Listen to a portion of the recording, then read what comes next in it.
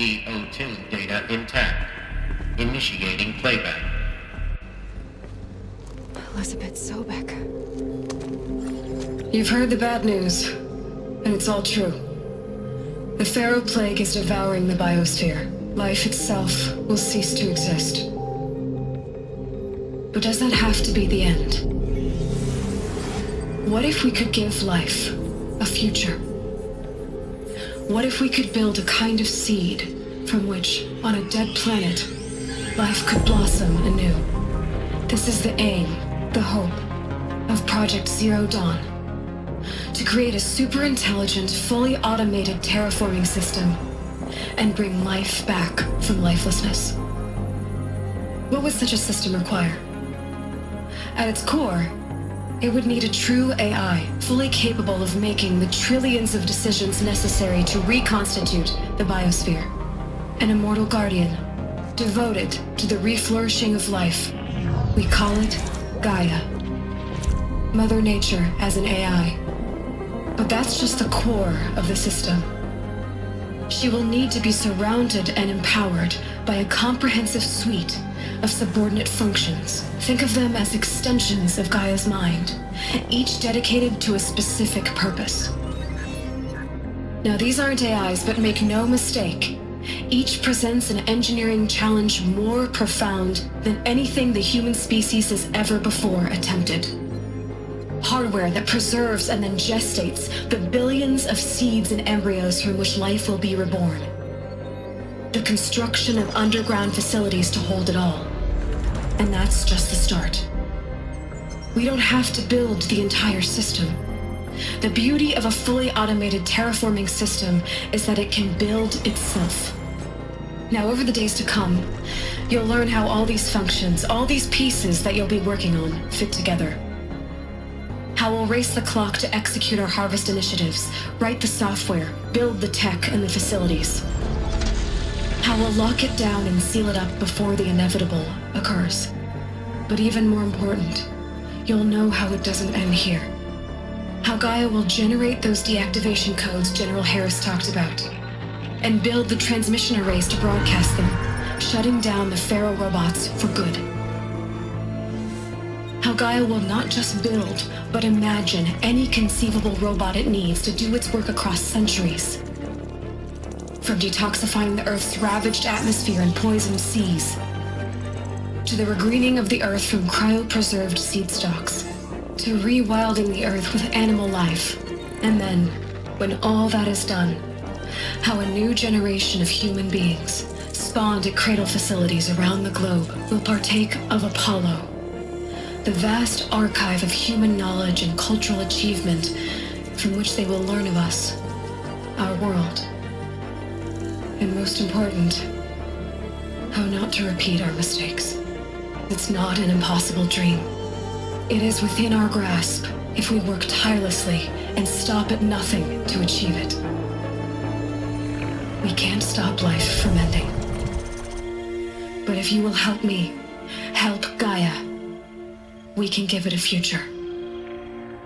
Join me and help make that future real.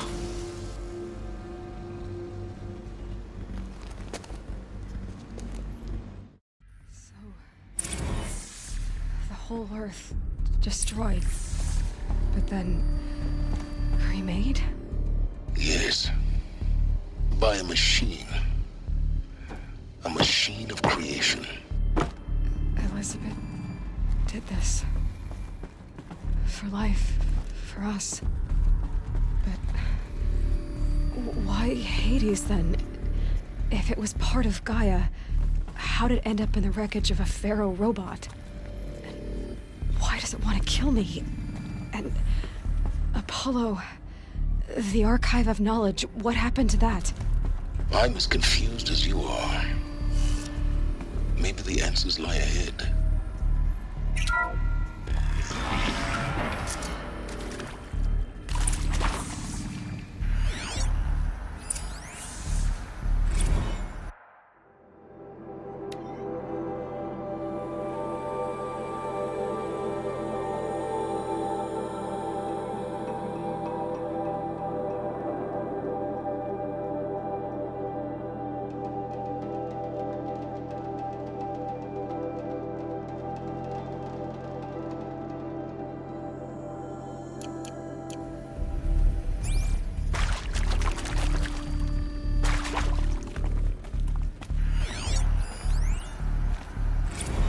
course I'll do it.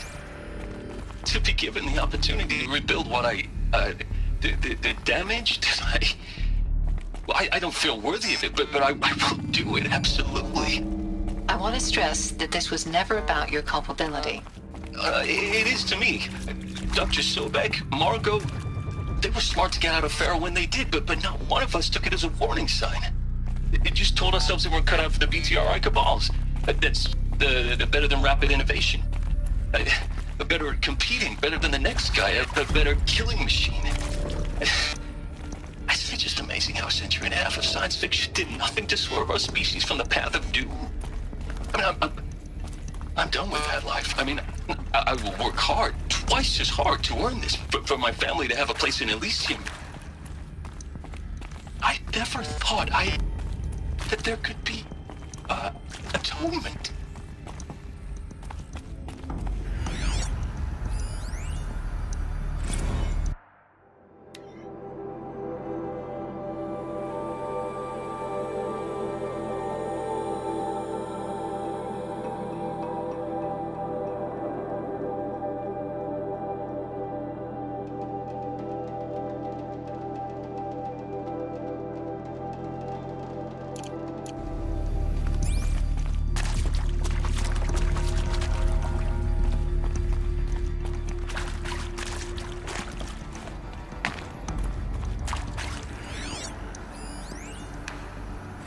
If you're still nauseous.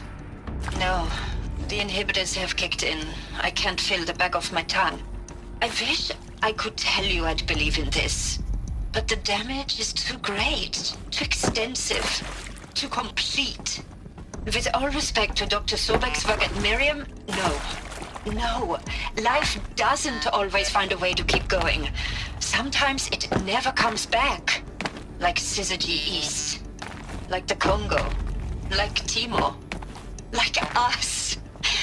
That's our reward? A buried city full of terminal patients waiting out the clock?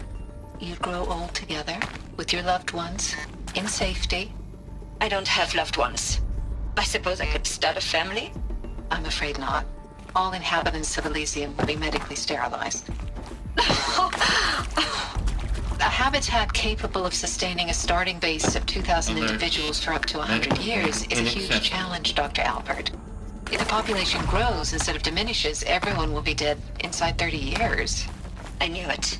I just couldn't bring myself to say the words. I'm sorry? Finish it. Medical euthanasia. I want no part of this. I just want it over. I see. Protocols require a 48-hour waiting period, after which...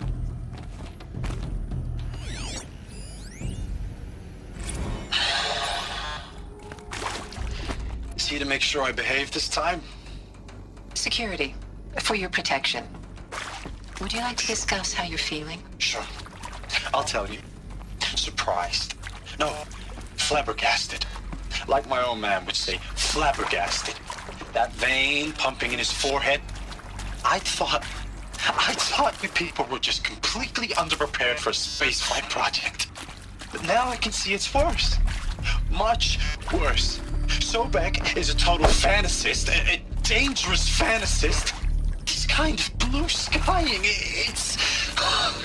Jesus. I'm sorry we wasted each other's time. I'm ready to leave now. I'm afraid that's not possible. Everything you're talking about here isn't possible. I recommend you read the documents regarding your options. I've seen enough. I'm getting out of here. What are you... You don't... Get your hands off me!